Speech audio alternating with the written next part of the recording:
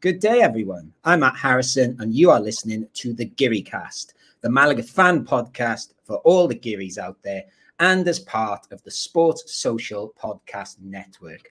What a Saturday night at La Rosaleda. Malaga came back from 1 goal down to win 2-1. That might not sound too wild, but this felt more like, as Pellicer called it in his post-match press conference, a 4-point victory. As not only did we win, but we did it with 10 men for about an hour of the game, and the win was sealed by the golden boy of the city right now, 17-year-old Antoñito, stepping up and burying a 94th minute penalty, showing that he does have some huevos grandes, as they like to say down here. And speaking of eggs, I'm delighted to say I'm joined by some good eggs tonight. It's my Gearycast co-hosts. I'll say hello, Nick Bell. Hello, Matt Harrison. Are you all right? I am very good. I'm just preparing for my first day back teaching properly tomorrow. So this is teaching eve. But yes, otherwise I'm very good. Back in my flat in Marbella. Marbella is very, very hot at the moment, but I will not complain about that. And joining us, I think maybe for the first time this season, when not on a Vamos episode, we won't go back to that discussion, is Chris Marquez. Chris Marquez coming from his lovely new casa in Benalmádena. How are you, Chris? I'm really well. The egg thing, is that already the preview for the next Vamos? Is it? Yeah, we didn't have discussed the eggs. All right, okay. Just for those who don't know, whoever sort of means you've got balls, doesn't it? Like you're ballsy. Yes. So just in case, I perhaps should have explained that. Antoñito showed he's got balls, which I'm sure we'll talk about later. I'm going to move on quickly from that. But yeah, all good. Let's go straight in to. There's not really much news to talk about. I'll just mention quickly that this season, we'll have to keep you updated on when fixtures are released and kickoff times. So our next home game has been announced, when we're playing that home game. So in 10 days' time, 10 days? Or 9 days. Malaga will take on Huesca on Saturday, the 14th of September. And it's a 6:30 kickoff, which is one of my favorite kickoff times, even though I think it still might be a bit hot. Nick Bell, you're a fan of this kickoff time because it took you about less than a day to book your flight. You are coming over for it. I am, yes. This is prime Nick Bell football match opportunity in terms of the flights, the getting back for work on a Monday. It's perfect. I've had, lots of difficulties, lots of chats with other member of the Gearycast, Luke, about what games we're going to go to. And when I saw that this was at 6:30 on a Saturday, as you said, what are the chances that the 5th game on the bounce is going to be on a Saturday at dinner time? Isn't going to happen. So I'm not risking it for the Elche game. I'm coming out for Huesca. I've had to move stuff around here, there, and everywhere, but I couldn't give it a miss. And top of the league, Huesca as well at the minute as well. So that's come from nowhere, isn't it? Very much tipped to finish in relegation by many. But they're doing well. Chris, a fan of a 6:30 kickoff on a Saturday? Nope. Okay. Go on, tell us why. I don't know how it is where you are standing in La Rosaleda over the past few weeks. Oh God, yeah. But it's not hot. It's next level. It's sweating the whole freaking match.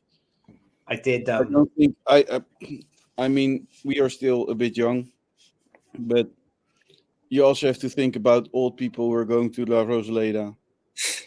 And besides, I think 6:30 is better than what we had last season, the 12 o'clock matches. But I like night football, and I think it's not the most important thing what I think, but you have to take account that a lot of old people go to La Rosaleda as well. Yeah, true. And they are season ticket holders, and it's dangerous. Yeah, I guess we're both speaking from me and Nick. I mean, here from selfish perspectives of work, because obviously it means I can get back to Marbella easier. Yeah, definitely agree with. Everyone thought for selfish reasons, where would the world be? Oh God, probably not too far from where it is right now. If I want to. I feel like Chris has come back and he's telling us off. No, but to be honest, it's money that makes La Liga move. So they don't care about elderly people or people. Because I saw a picture of an older man, a fan in Seville this weekend, and I don't know what time they played there, but 9:30. No, earlier. Yeah. All right. Okay. I don't know the time, but yeah, it's warm here, but it's more warm there, and I think La Liga should take account of that. Maybe well, they do try, don't they, usually, but I think, yeah, it's very complicated with TV rights and stuff. But you're right, there's TV rights are always going to dictate things like that, essentially. But what is more important at the end of the day? I know. TV rights or people's health? Oh no, I'm not disagreeing with you. La Liga stooge. No, I'm just saying that's how the football world works. Very sadly, isn't it? I'm just sort of explaining that's how it is. I'm not saying it's right, but it isn't going to change. I don't think. Speaking of those big wigs. We sort of last time we recorded, we talked about some of the transfers. Obviously, we talked about Romani coming in. We thought business was done. Luckily, it was, but at the very last minute, Nick, one of the big wigs of La Liga, arguably, the big wig, unless you're a Real Madrid fan, Barcelona came in and cheekily put a bid in for Antoñito and tried to steal him at the last minute. His head, well, we don't know. The club head wasn't turned, and he has stayed with us, but what do you think about this bid? And do you think it could have a lasting impact on him? Well, I won't go too much into what we saw on Saturday, but if there was any effect on him, and it certainly didn't look like it, but I think it's easy to look at, Barcelona coming in to sign, a young kid, even to put into their, younger systems, into their B team maybe, and to be honest, a lot of people would go for it. I think with Antoñito, the fact that he's now elevated to essentially a first team player without the contract, maybe that's not the right move for him right now. But the problem is that when they talk about the money and they're saying, oh, it's a £2 million bid rising to €4 million euros, it's hard not to sort of concentrate on that. I think once it was peeled back actually to what Barcelona were bidding, which I think it was something ridiculous like €200,000 plus all these, palancas that they like to pull on. And it ended up being something like, in order to get the €4 million, you'd have to be like Messi levels of football player. And I like Antoñito, but I don't see him troubling Lionel Messi for accolades at the minute. Yeah, Pellicer in his press conference, I think it was after maybe the game on Saturday night, maybe before, I'm not really sure, but he did say, las prisas son malas consejeras, which I believe means, Chris, haste is a bad advisor. Don't rush into these things, basically. Would you agree that Antoñito is better staying here and we were right to turn down the Barcelona bid, as Juan Laporta appears on my TV screen right now, actually? Well, you guys are joyful that he's staying. Malaga has made a hell of a big mistake here and the rest of the summer because his contract ends next summer. So he was another talent that will walk out of this door free. Because you know he's not going to stay another season. And with the signing money, it's much more interesting to wait the summer than to go away this summer. So if you ask me what is smart, well, he is a big talent. What is more important for a club like Malaga, money or having Antoñito one more season with a great chance that he will walk out the door for free? If we'd got rid of him Friday, I wouldn't have had Saturday night. So I'm quite. I think as well, I don't agree. What Malaga should have done is Malaga should have, after the match against Tarragona, write on a tissue a deal, let him sign it, and then talk through the details later. But Malaga won't be Malaga if they wouldn't wait till interest comes from another club and another big talent walks out the door for free, like many times have happened in La Rosaleda. So I'm not happy. I'm not happy that he's staying. I'm not happy that with him leaving. I think Malaga made another huge mistake on not having him sign, making it a priority to sign him before you sign 6 other players. I don't think we'd get that much for it. If the bids to be believed from this one, it was only €200,000 they would get for now, and everything's then, as we said, these different levers they like to pull. But even if he was to go for free at the end of the season, again, correct me if I got this wrong, because of his age, there would be a payment to Malaga for that.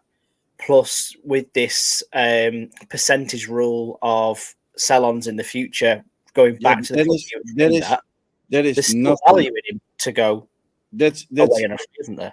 I mean, future sellings are this of a transfer. It's ridiculous. Okay. Well, I'm glad he's staying. I'm very glad he's staying because it means I'm happy that he's staying as well, but also I'm not happy that he's staying because Malaga should have made it top priority. But put it this way, though. Say for Antoñito stays for a season, plays every game like he played on Saturday, keeps Malaga up and he's the difference for us. And we stay up and we stay in the league that pays us millions of euros rather than dropping back into the league that pays us hundreds of thousands. I think that's where the club's got to look at sometimes. What's the value of keeping someone like that? I don't agree because if he will do that with 17 years, he's worth 6 to 7 million euros easily. Well, that's the other side of it. He's only 17, only just turned 17 as well, and not. So if he does everything you said that he will keep us in Segunda, then you're looking at a player which is worth, with his age, 6 to 7, maybe 10 million euros. Well, the objective is to tie him down. Then that's got to be Kike Perez and Loren's job for the next few months, if they can. Yeah, but it's almost impossible now with an offer from Barcelona, is it? Yeah, but I think, like Nick said, that staying in this league would be worth 6 or 7 million euros anyway. So I don't know. I think what Malaga should have done is what I said earlier. I totally agree. As soon as Tarragona match finished. I agree with that. I definitely go with that. But anyway, let's talk about the good stuff, because we did have some lovely fun with Antoñito and the lads on Saturday night. This game definitely lived up to the nickname of the league of Hypertension. I'd say it's one of them. I was thinking earlier, it's probably one of my favorite games I've ever seen at La Rosaleda for how mad it was. And sort of, I think if you're a neutral watching that game, blimey, what a game to head to. Again, I was trying to get onto positive stuff, and then Chris reminded me of more negative stuff before the game. So we'll quickly go to this, Chris, because I don't know how much there is to say about it. Do you want to recount what happened before the game when we were at Barcelona, Madrid, and what might happen going forward?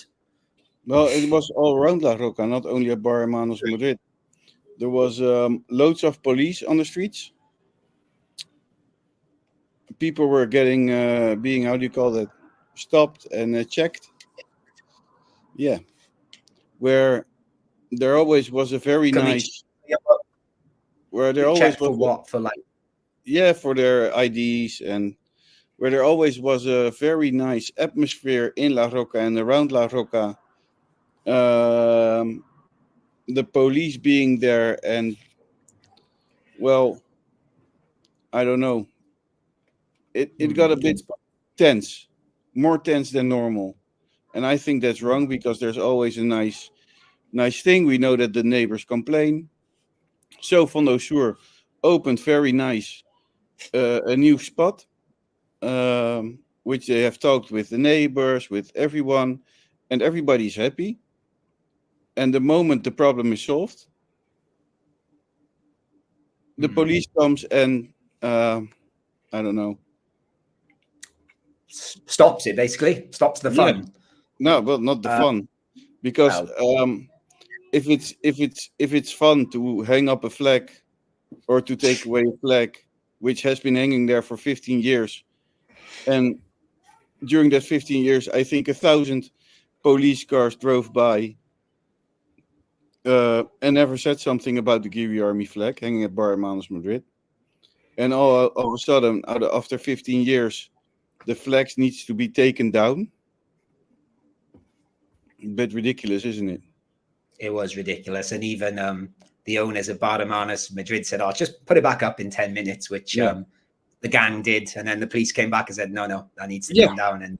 But they didn't came along. They brought riot police with them.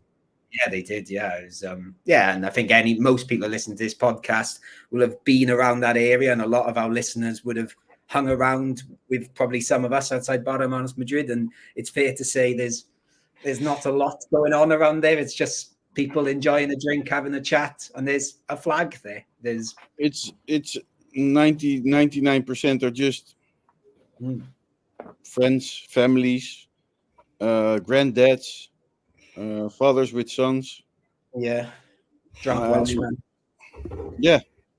And actually, if anybody should be offended by it, it should be the Welshman here. And even I was saying, put it back up. It doesn't really make sense to this kind of behavior. It's behavior we see a lot in football. So it's not only in Malaga. You see it everywhere. Where, as a football fan, in many occasions, you are being treated like a criminal or hooligan. Yeah, very sad. So for those people that like having their photo with the flag outside Barcelona, Madrid, you might have to cherish your old ones from now on. Sadly, it's we don't know if that's going to be resolved. Well, they're hanging it up around the corner now, but it doesn't. I mean, not the same, is it? We'll see. It'll still be in the stadium. That's perhaps the main thing. So let's move into the stadium, Nick. And I'd say quite an interesting starting 11. We me and Luke, I think we predicted most of this. So obviously Monte was back from slight injury. Puga was still ahead of Joaquin. Dione started up front, which I think both me and Luke said. We both called for Antoñito to start on the left, which I thought I was a little bit surprised that actually happened. I guess the slightly strange one was Sangali. Would you agree with that? Was there anything that jumped out at you in the starting 11? Yeah, no, I think that for the most part, it picked itself on the back of the previous game. Apart from Sangali, who, he really started to become a bit more favoured at the back end of the last season. So it was strange not to see him start ahead of Juanpe as often. But I think we can all agree that he didn't play his best in the last game with Juanpe. So I think Peso was just looking for something a bit different this time. So, someone to replace what Genaro does. And I think he's just trying to find that player at the minute, which I think we'll see a lot of rotation in that spot. Yeah, I think I've said loads of times, I really like Sangali. And I thought about this game, Chris, that I thought to myself, when he got substituted, I didn't really notice him. And then I was thinking, well, actually, that's probably what I want him to do. I want him to sort of do the work quietly. I think it is quite, wouldn't say his name, but I think it makes a lot of sense that a PSR wanted to play a player like Sangali, a player that can hold the ball and more control on the midfield, which makes total sense after the first two matches, because that's what we were missing, Genaro. Yeah, definitely. And I'm trying to think, who was it? Danny Lorenzo, and I'm trying to think it was the other midfielder. Melina. Oh, Melina, of course it was. I think he did a great job, because what I saw in the first two matches was that the gap between defense and midfield was too big. Yeah. Wow. Which gave our rival teams a lot of space between those two lines.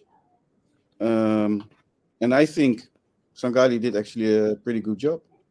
Yeah, and actually, looking back now, and I agree with you there, that we were gushing with praise for Juanpe in that first game, and rightly so, I still think. But then you do look back and think, yeah, he was there was a lot of chasing after the ball and winning it back when perhaps because he had to recover that gap. I don't know. I don't want to take away from that excellent performance of him. Nick, how did you think Malaga started this game? Of course, like we drew 1-1 in our last home game. This was a game against a team that were second in the league. I know you shouldn't really care about the league table so far, but they had won their first 2 games. How do you think we started the game? I thought we were quite hesitant to start this game. I thought we showed that we kind of looked a bit scared of Albacete again. They weren't coming with a reputation, but obviously the fact they performed so well in the previous 2 games maybe got into our heads a little bit. But for me, given the circumstance, given the crowd, we really looked off the mark to begin with, and it was quite worrying with how much or how easy Albacete found it to sort of like cut us up and find ways in and behind the defence, but certainly overpower us in that gap that Chris was talking about there, sort of really finding that pocket behind midfield and exploiting it to begin with. Yeah, I think that's the exact word. I think I hesitant is the word I would use, where I don't think we were awful, but we were sort of just, we were playing it a bit safe and then sort of getting caught at times. Would you agree with what Nick said, Chris? Yeah, but saying that an Albacete and that it's too quick to look at the table, they have come from a winning streak of 2. Last season. And the last season they had a bit as well. I think was it 1 in 9? I think they've lost 1 in 9, maybe. No, they didn't lose for 9 matches. Yeah. Okay. So unbeaten in 9 matches. So I think you can say they have a pretty form. Players came in, players came out. They definitely came to win at La Rosaleda. But it's a strong rival. Yeah, well, let's go to it, because obviously they scored fairly early on. A goal from Jose Carlos Lazo. I've seen Alfonso Herrero get a bit of blame for this because he sort of left-footed it towards their midfield, and yeah, I can see why some people not fully blamed him, but I think the pass back to him was a little bit short, and he didn't really have much time to deal with it. I'm not fully letting him off the hook here, but yeah, we were really all over the place when they attacked. I think Pulga was completely missing. I don't know where he'd gone up the pitch. Are we putting the blame on anyone here, Nick, or is it just a collective error? I want to say collective error, but I think this is probably the first instance of Pastor's complete and utter shambles that he had in this game. Granted, I can see why people are throwing pelters at Herrero for the clearance, but at the end of the day, he's putting his foot through, and it could end up anywhere. It could end up at the other end of the pitch or in the middle of the park. It's what happens.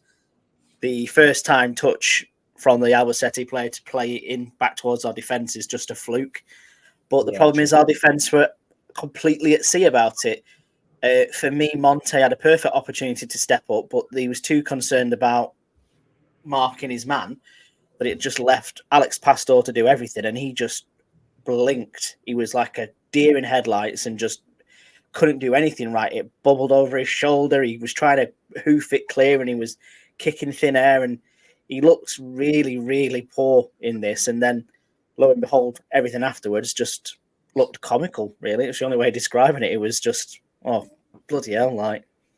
Yeah, I think, Chris, when in our WhatsApp group I took comment for Sunday morning or Saturday night when we were all ecstatic, and you said, like, yeah, it's great. But then I think you put but I'm really concerned about our defence. Was this goal perhaps a highlight of those defensive concerns? Yes, but also the first 2 matches where I think our defense isn't looking very great. We have a great goalkeeper, which we can thank God that we have a goalkeeper like Alfonso Herrero, because he is God. He is God. Yeah, it can be as well. No, but to be honest, I think our defense is weak. I don't know why. and I don't know what the solution is. But when I'm looking at a Pastor, for example, not really convincing me, and throughout all the players we signed, I'm yet to be convinced by each of them. He's not in the same foil as he, Pastor. I think, looking at the highlights from Andorra that we've seen, and the way he likes to step out from the back is great. But the way that we invite trouble onto ourselves, we need someone who is stern, like we saw last season, that Monte and Einar partnership, or whether it was Murillo coming in or Musa, people who are going to stand firm and hold their ground. He just seemed to go, I'm going to go get it, and then just went missing. He's like a golden retriever. This is why I think, I can't remember. It might be in the preview show with Luke. I really like Pastor, but I think I 100% agree with you as well. I just think I find him quite exciting, which admittedly you probably don't want from your centre back. I guess he's got the touch of the David Luiz about him a little bit, but without perhaps the scoring prowess. Without the pace and the talent and the quality. He looks good whilst he's doing it with that blonde hair and things like that. But maybe it's the Soccernomics theory in that book where they say people notice people with blonde hair more on a football pitch. But so maybe actually good in the first 2 games. I stick by that. But he was all over the place. There's one player you can't name. Which new signing did really surprise you or made you think wow, this is it? Well, there's one you can't name. What do you mean? I can't name. Well, there's one I was going to bring up later who I thought had a big impact. You can bring that one up later, but you can't bring it up now. Okay. Well, Rocco, we've discussed on the podcast. There's something there, but we're not really using it effectively. I'm my opinion's still out on him, and Lobete's been injured pretty much, and he looked good when he played against Ferrol. So, but he didn't look good in the second match. Well, he got injured in 10 minutes. Injured instantly. He got injured. Yeah. So. He didn't look good because he was on the floor. He's writhing in pain. I do like him, though. I think there's a good player there. But I do agree with your concerns as well. Watch this space. Tell you, actually, it's not David Luiz he reminds me of. I know he reminds me of, and this is why I probably like him. He reminds me of Chico Flores. That's what it is. He's very similar to Chico Flores. I knew there was someone in my head. I was like, it's just coming to me now, and I love Chico Flores. But we always sign the rejections after rejections, right? I mean, we don't sign players which come from playing at their teams or something, or having great stats or great names. Well, there you go, Chris. This leads me in nicely because a player we did sign with great stats and we were sort of underwhelmed with last year got our equaliser, Dione. This is a brilliant goal. I realised at the time he'd gone through and he was a bit faster than I realised. But when I saw the replay back, that little header he does to get her under control, that is absolute quality. And can I say something? Because there was one person on the Gearycast who has been saying the whole last season that we don't play him well, that we don't play him well, that we don't play him well. And now when he plays from the center of the pitch, there's a whole new Dione. And I said this throughout the whole season. Well, and he could also play from the wing. No, bullshit. Pellicer didn't play him right. But we had Roberto last year. There's no but. But then the but is we had Roberto playing there, and also Dione. Roberto can play from the wing because Roberto scored all our goals last year. Yeah, but listen, you could have scored more goals with Roberto from the wing because he can play from the wing. It would have been wasted on the wing. No, definitely not. Definitely we scored 20 goals.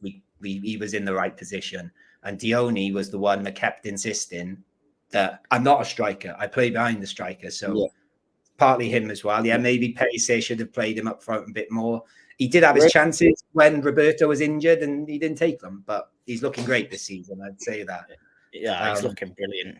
And I think even to go back before the header that you mentioned there, Matt, to really control it, if you look at his movement when the ball is coming up towards him, it's just that little nudge that he gives to give himself a yard of space first to really put the centre back off the trail of it, and it messed him up completely because it just allowed Dione to dominate him. And we did the vote, didn't we, for goal of the month with that? Kevin's goal, very, very good, very, very nice. This for me is better than Kevin's goal because it's the amount of stuff he has to do before he finishes it. I'll say something about Kevin's goal. Like that. Go on, Chris. Kevin hit that ball 20 times, and he misses 19, and they will go out of the stadium. 20 times he doesn't go under control. They're both great goals. I do agree. Like, they're very different types of goals. I guess it's a personal taste thing. I do like someone just smashing it though, but it is good. Yeah. It's like Chris said, it's good to see him with his tail up as well and showing that he has got a bit of goal because we gave him pelters last season. There's no two ways about it, and we weren't the only ones. Whether it was Radio Malaga marker or whether it was even the manager at times sort of questioning whether it was right for him. The fact he's managed to step up and get these 2-2.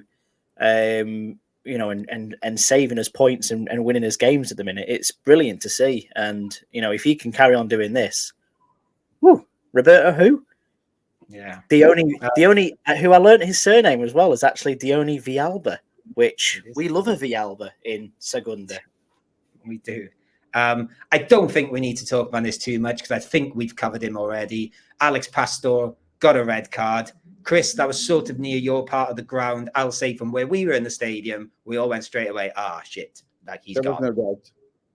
Yeah. I don't think we need to say much more. Nick, there's no doubt. It doesn't even matter if he... No, Nick, it doesn't matter if he hits him or not. It's a stretched leg, and a stretched leg is a red card. I agree. I'd still say it's harsh. I'd say maybe a dark yellow would have been my decision, but and that's just from the angle I'm watching it on. To be fair, because I'm watching it on if he hits him, if he does hit him, he will break everything in his leg. Yeah, he sort of, in a way, he wasn't running fast enough to make full contact, was he? But if he was going a bit faster with his foot that high, it would have been bad. There's loads of people around me. There was no doubt. And then this guy got her up on his phone, and we all said, "Oh yeah." And there was no, we all knew straight away. But I guess the positive thing to take from there is Albacete were really good, or they were good. But this is a game we would have just given up on a couple of seasons ago. Last time we were in the Segunda, and bloody hell, we were brilliant with 10 men, Nick. Yeah, like I say, we've not really seen much of it before. We just seem to really switch on. I thought Paysair got the change right as well, because I have seen a world where Paysair would have just persevered and maybe played with either a back three or moved a midfielder into the back four, but to bring Daniel Lorenzo off at the time when Daniel Lorenzo was actually playing quite well and replaced with Einar, really solidified everything. I think Monte is also a lot more comfortable alongside Einar as well, so he stepped up his performance and yeah, we looked great. We were brilliant. But Molina really ticked over at this point as well. He really took a stranglehold on the game and we were brilliant. Yeah, I would say, obviously when you have 10 men, there are going to be gaps. And as Chris mentioned earlier, there's that bit of a gap between midfield and defense at times. And they did have chances, but I think we got the balance right of gambling just enough and leaving ourselves open and going for it. I think we had them pretty much under control. Yeah, I agree. For 10 men, of course, the gaps are there because you're playing with a man less. But still, I think we got them pretty well under control. And when you've got players like Antoñito who can get you out of a bit of bother quickly, Rubia did the same as well. It wasn't just a matter of hitting it to clear it. It was right. Well, let's run it out. Let's get them to chase us. If they want to put pressures, I will counter it and we'll make them chase us. And I think that's where. We really had a lot of success, especially in the latter part of the first half and certainly throughout the second half as well. And pulling off a match with 10 men in this part of the season where you're only 3 matches in, players are still not completely at their full fitness. It takes a lot. I don't know how many times you have played with 10 men. Yeah. Unluckily, I did a few. There's a joke in there somewhere. I'm on that. I did a few times, and it takes a hell lot of effort, and you're completely wasted after a match. I'm trying to pull myself together a bit there because anyway, and I get obviously there's the heat as well, and also just adding to that, Chris, he says the third game of the season. It's our third game of the season with pretty much no summer break for most of our players as well. So like I said, we're open, and I suppose we sort of said he made a bit of an error for the goal, but Alfonso Herrero still making great saves. There was the one where he had to get down low with his hands, which I think was a better save. It was sort of a nice height, but still a good save. And there was that one with his feet. So he did his bit. And then, of course, when we sort of, like you said, Chris, I think if someone walked into that stadium at half time and watched the second half, they'd go, what do you mean they've got 10 men? They wouldn't have noticed. But then Einar, again, bit clumsy. I thought Einar had quite a good game, actually, but sort of, I don't think there's much he could do about this. Gives away but a it's penalty. not the Einar we saw against Celta de Vigo. Oh, well, you're never going to see that Einar again. I don't think Einar knows who that Einar was. That was Einar possessed by somebody that morning. Yeah, that was crazy. But it was a penalty. Wow. If it was a doping, if you would have given him a doping test before Celta, he wouldn't have passed it. Someone that did look like he was. No, I'm not going to say that. I might be liable. But someone that looked like he was in the right frame of mind was Alberto Quiles, who took that and did a crazy Panenka. One does not Panenka on Alfonso Herrero. That's just not in the rule book whatsoever. And I think you can do a Panenka, but don't try to play it in a corner if you do a Panenka. Yeah. Well, it's funny, this afternoon when I got back from work, I watched because I was looking at what's been on Movie Star while I've been away, and there's a documentary all about Jalminha, the sort of great Brazilian that played for Deportivo, and he was like the king of the Panenka, and it was quite funny watching all these amazing Panenkas by him, this genius, and then rewatching this one after this evening for the podcast, and it's like, it was bad. But this is typically one of the moments in the match where I saw them believing that they were like Real Madrid or something, that they were top of the league, but like invincible. When they scored, did you see I don't know if you could see the celebration from your point of the stadium. It made totally no sense at all. It's pointing at a tattoo, wasn't he, on his leg? Yeah, and celebrating and doing this to the Malaga fans, to Fondo Sur. Oh, I didn't see that. Yeah. I saw him do the tattoo thing, but I didn't see. Anyway, there must be something that goes through your head, though. Like Chris says, there's an arrogance to it when you're going to an away stadium to go 2-1 up and you choose to Panenka any goalkeeper. Never mind Don Alfonso Herrero, but to choose to go for the Panenka just seems bizarre to me.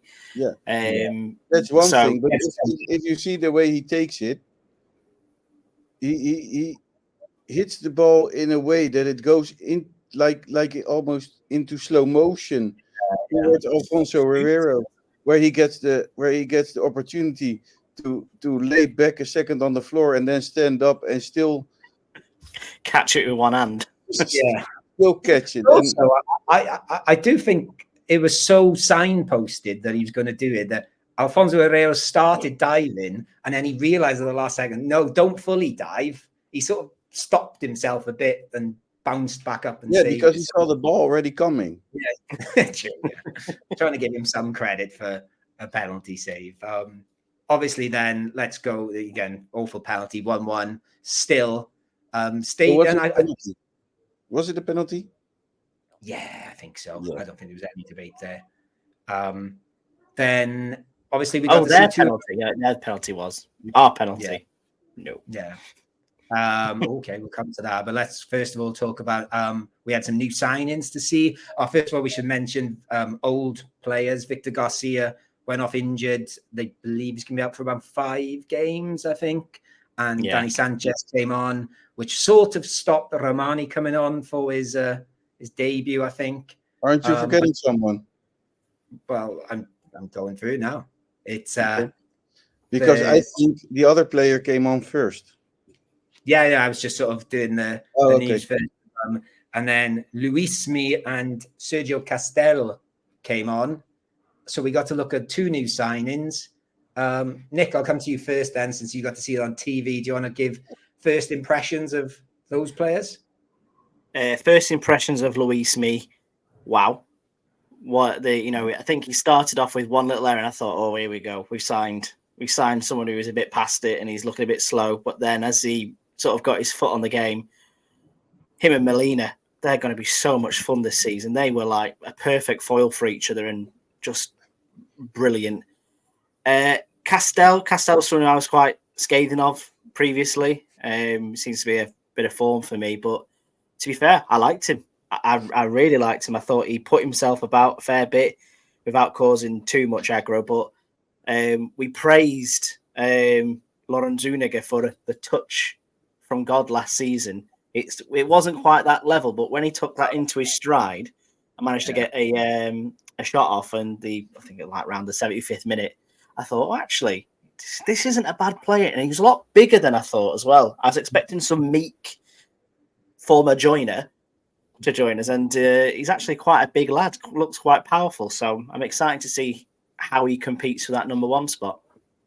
Yeah, I think this is a huge mistake of Pellicer in playing him in this match. He comes from training on his own. He didn't train until he arrived at Malaga, training with a team. People were yelling at him, shouting at him, saying things which are not nice. Whistles. Because by me, everyone was loving him. I thought he was great. I thought you were going to say not in Fondo, sure. Trust me. No. And besides, I think it's dangerous to play a player who isn't fit at all. That's how you get injuries. He looked fit enough to me, but like I get what you're saying. It's a big thing. He's been in around the club for 2 weeks now, so it's. I thought it was great. I thought him and Luismi steadied us, but my words to Ian, who was sitting next to me, I said, Castell to this defense, he's a proper wanker. He was a right twat to them, which I think Dione was slowing down a bit. I thought it was a perfect substitution. Actually. I don't know. I'm not in training game, so I don't know his fitness, but what I saw in the picture. A high Tom, like, no, Pellicer also said it in the press conference. And also the press there noticed it, that he was way off with his... Yeah, but you only build up match fitness by playing matches. That's the big part of it. So if he comes on, but not if you've been training not if you've been training by yourself. If you had no preseason whatsoever with any club, so you didn't play any preseason matches. They're professional footballers, aren't they? They get physio in with them, or they're part of the association where they get to train with other free agents as well. So it's not. I think no. I don't know, but I can say from the evidence I saw that there's no issue there for me. I do agree. I'm not saying he should be starting, but it was a good sub, I thought. But anyway, we can disagree on that. I disagree with strikers now, which are all very different, as I said on the preview show, which should be quite interesting. Let's mention the last substitute then, because Puga went off for Joaquin in the last 10 minutes. Joaquin broke into the box, and then I guess you've got an opinion here, Nick, by the sound of it. He got tackled or tackled, whatever you want to call it at the moment. Where we were certain. I was like, and we saw it on the little screen in front of us, and we were waiting for the ref to look at VAR, which eventually he did give. So go on in, Nick. You don't think it was a penalty? I think when me and Alex were watching it on TV, we both said in the WhatsApp group saying he's sold it a little bit there. It's the way he leapt out of the challenge to begin with that made it look like I don't want to say dive, but for want of a lesser word, he looked like he dived. I think when you do look back at in slow motion, yes, there is a catch to the foot, very much on the edge of the box, but is it enough to knock you over in the manner that Joaquin went down? Probably not. But rewind 2 years ago, when we were back in Segunda, and VAR was tanning our arse every week and getting everything absolutely wrong, and we were the victim of it. For us to be able to benefit from something like that, yeah, fair play. You know what I mean? It's a bad challenge to make at the edge of your own box, so it deserves to be punished one way or another. But did Joaquin sell it a bit more than he should have? Yeah, absolutely. I think it was a penalty. If there's contact, it's a penalty. It's not a dive. And if you fall, Chris, so I'm going with Chris. Yeah, if you fall more, if you, I don't know, put some more theater in it, that doesn't take away the contact. It doesn't take away the contact, but if you fall in the opposite direction so you'll fall into the box from where you were touched, is that still the way to go? Because his falling didn't feel unnatural to me. No, me. I agree with Chris. I've only watched it maybe once or twice since, but I probably watched it more than that. I didn't think, oh, that's a bit of a dive. I don't know. No. Maybe I was just happy to get the penalty. I don't know. Maybe my pessimistic eyes. I'll send it to you all again later on. And I'll put it to some grandstand theme tune music, and we can go from there. Just quickly, I've seen worse dives. Oh yeah. Don't get me wrong. I'm not saying he deserves the Oscar for things like that. I'm not saying it's completely bad. I just go, the way he went down oversold it for me personally. And as soon as I saw it in real time, I was like, that can't be that. And then you watch it back and you do see the contact, but is it enough contact? Is it enough contact? If I would sing, I don't know, Ave Maria when I was falling down, it's still a penalty, even if I was singing. Or if I was masturbating. Oh, what? No, the Ave Maria thing was fine. Falling on the ground. It would also be a penalty. Yeah, okay. I think you get sent off. But nowadays that you have to put more theater in it to get a foul. Yeah, and just quickly, we should mention the refs, I guess, false theatrics in a way where he pointed to the wrong penalty spot when he gave was a little mistake, but I can understand the mistake with the 35 degrees. Yeah, where there was like a half a second moan around the stadium until people realized. It reminded me a little bit of on X Factor when Simon Cowell would used to say things like, "I didn't like it, I loved it," and like turn it around. It's a bit like that for me. But the big surprise for me, because when the VAR was happening, I was speaking to Ian and saying, "Who's going to take the penalty?" And I think we both said we could only really think of Manu Molina. I think I said I reckon Einar could just smash it. And I think, again, I might be wrong here, but someone definitely had the ball. And I think it was Manu Molina had the ball. Antoñito came over and it was very clear, said, "I'll have that." And you could see Manu, "Are you sure?" And he said, "Yep, this is mine." I thought, bloody hell. I was a bit nervous, but, as we said at the start, huevos. It's like, how did you feel in the stadium, Chris, about Antoñito stepping up? Because I was nervous. You probably won't like the answer I'm going to say. If you have like, these are things that players do, or a team does talk through at the start of the season or a match. There are some agreements on who takes the penalty, and at Malaga, that's Manu Molina. I think it's not in the place for a 17-year-old to come and take that ball. Glad he did. Sorry? I said I'm glad he did, but I do agree. But I'd be interested to know, you might know, Chris, me, because you've just said it there, but the way Manu Molina had the ball, he didn't look fully sure. Like, I'm wondering if one of the strikers was, like, I don't know, Dione was, and they hadn't really worked out who was going to be the backup, because there didn't seem to be a clear, no, I'm taking this. I might be wrong there, but that's just how it looked on the pitch. But he had the ball. He was walking towards the area. And if a 17-year-old take the ball out of your hand, I don't know. Justin Kluivert once tried to do that with a free kick where he asked, "Can I take it?" and then they said, "Go fuck yourself and piss off." Antoñito didn't ask; he just took No, it. I gotta say, I think to be fair, from Molina's perspective, I don't think he thinks that he's the penalty. I think the penalty taker probably more would be someone like Dione. It was Roberto last season. So you usually leave that up to your strikers. And to be honest, on the back of this game that we watched, the confidence that Antoñito was playing with, that Antoñito had, the shots he had, the efforts he made, for me, he was the only one on the pitch that should be taking it. It shouldn't really have been a discussion at all. Well, there's no discussion, but they have agreed beforehand that Manu Molina would take the penalty. Have they, though? Do we know that? Yeah, that's what Pellicer said in the press conference. Fair Pellicer didn't mind him taking it. But I think there are certain things. Like, how's the problem if you do that after losing 5 matches and he misses it? You know what I mean?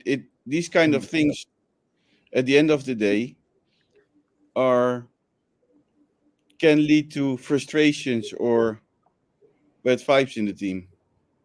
But then equally, we could be like, when I said Manu Molina, like I really love Manu Molina, but I sort of couldn't really envisage him just putting it in either for some reason. So when like he was stepping up, I think actually, yeah, this like bit like Nick said, maybe because he was playing with such swagger that night. I was like, fair enough, and like let's, we could say ifs and ifs, but he properly buried it. That was a brilliant penalty. That was, dare I say, Roberto-esque.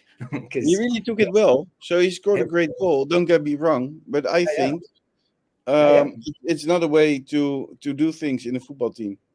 No, possibly not. But I think it was the crowning achievement for him that night. And again, following the speculation that we had on Friday, for him to come out of that, whether there were whispers or talks, or I imagine that he was leaning into his father for discussions about, do we push for this move to Barcelona? The fact that he came off the back of that the following day, delivered, a 10 out of 10 performance. And that's not me just saying that. BES Soccer saying that. I think Malaga Marca gave him a 10 as well. And to score the penalty with such a plum, just capped it for him. Yeah, but don't get me wrong. It was a very good goal. He played a very good match. I'm a big fan of Antoñito. Yeah. These are things in football which can, and in this case, it didn't happen, can cause troubles within a team. Chris, a 17-year-old kid, scored the winner in the 94th minute for us, our hero. I'm trying to get onto the positive bit of it. He's my hero since Tarragona. But that doesn't take away certain things that... But he did how he scored. So. My question is, would he taken the ball on Friday if he didn't score that goal at Tarragona? Well, he's scored against Ferrell as well. He's technically our joint top goal scorer at the minute. Do you know what I mean? Like, we've got opposite end of the spectrum. Dione on 2. He would never have taken that ball out of Manu Molina's hand if he didn't score in Tarragona. But he did score in Tarragona, and he scored here. So that's why I accepted that he did it. Yeah. And just quickly, I thought I'd mention this because I added in quite quickly. I think it was Alex that shared it, but it was that I just thought I'd mention that David Picon tweet, which was amazing. I thought that one about since Lauren Juarez has come in, the 48 of Malaga's last 62 goals have been scored by people or players that have come through the Cantera, which is 77% of our last 62 goals, which is, I was like, whoa, that's amazing. That shows. I thought it was a very positive stat to throw in there before we move on to. Let's go to the negative part first. We'll do our Chumbo and Biznaga, and as always, we'll start with the negative. I feel like we've outlined who this is going to be, so I'll just, I won't big it up too much. I'll say it's Alex Pastor. He was erratic. He got sent off. I really can't think who else would be in the run in here. So I'll go to you first, Nick. Alex Pastor, every day of the week, unfortunately for him. Red card, crowned what was a very poor performance from start to the very early finish. Yeah. Chris, any wild choices here? Yes. Go for it. Costel. Really? Yep. Okay. And not his mistake. He shouldn't be on the pitch. but he played very poor, in my opinion. Had one great chance, lost the ball a lot, wasn't fit. He did lose the ball a lot when he came on. I thought I'd agree with that. But he wasn't able to go behind the ball. He wasn't able to defend. He was just wandering off the pitch, and he had one great chance. I have to agree with that one. I feel like I watched a different Sergio Castel to that, but anyway, I don't know, because everybody around was screaming at him and whistling and saying, "Go do something, work for your money." Because I thought he did work for his money, but there you go. You've got to play to work for your money. He only just came on. Anyway, we've done the Sergio Castel chat. We've done the Alex Pastor chat. Let's get on to our Biznaga. I'll come to you first then, Nick. And as always, if you want to give some honourable mentions, go for it. Big honourable mentions to Herrero, obviously penalty save, but the various other saves he made. A real leader on the pitch as well at a time when we could quite have easily folded and collapsed and probably conceded 3 or 4 goals. Molina, for me, in this entire match, especially once he got involved in the game a bit more, just ticked over really, really nicely. Was well involved, but without a doubt, 10 out of 10, top joint goal scorer of the season. Antoñito, 17 years old. Just everything. It wasn't just the fact that he scored the penalty; it was the fact that he was a thorn in the side of Albacete for large portions of the game. Especially when we went down to 10 men, he got back and got stuck in, defending at the edge of his own box and then running the length of the pitch to have a shot on goal, which only just went round the post. He was flawless in this match. So more of this, please. And he looks different as well. Like, we had the young man who scored the goal in Tarragona, but now I feel like I'm looking like a 6-foot powerful winger all of a sudden overnight. He's really worked on himself this summer as well. So, brilliant performance. Yes, Romani might be thinking, how do I get past this 17-year-old kid into the starting 11? Chris, anyone different or any other honourable mentions? I have someone different. Honourable mentions for, of course, Antoñito, Herrero, Luismi, Manu Molina. Also, Sangali played a very good match. And my Biznaga is for Dioni. Okay. Because he was very good again. Yeah, he was. He's great. And that's like you said, that goal was that's a very, very good striker's goal. He looked fast. Oh, yeah. There's no names there. I don't think I've got anyone else to add to the list of honourable mentions. I'll probably just say my two. I thought Manu Molina was immense after we went down to 10 men. I actually got better as the game went on. He seemed to just keep picking up the ball. But yeah, I don't think you'll see this season. You will not see many better teenagers perform like that in this league. Antoñito was immense. The way he kept us up the pitch and worked his arse off. And yeah, he looks quality. Maybe that Barcelona bid has, boosted his ego. Maybe it's given us a boost. But yeah, absolutely superb, I thought. And also, I think I put it in the WhatsApp group, a sort of honourable mention to Pellicer, who I thought got the substitutions right, personally. I thought they were all nicely timed, right choices. For Castel, I understand them all, and they were very well.